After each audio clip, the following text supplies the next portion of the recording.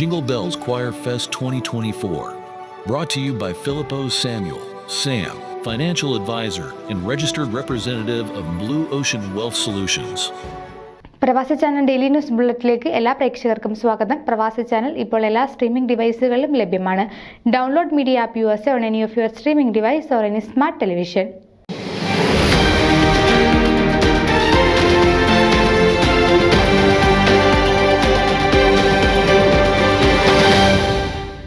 Saint Mary's Knanaya കത്തോലിക്ക ഫൊറോന ഇടവകയിലെ ചെറുപുഷ്പ മിഷൻ ലീഗിന് നവനേതൃത്വം.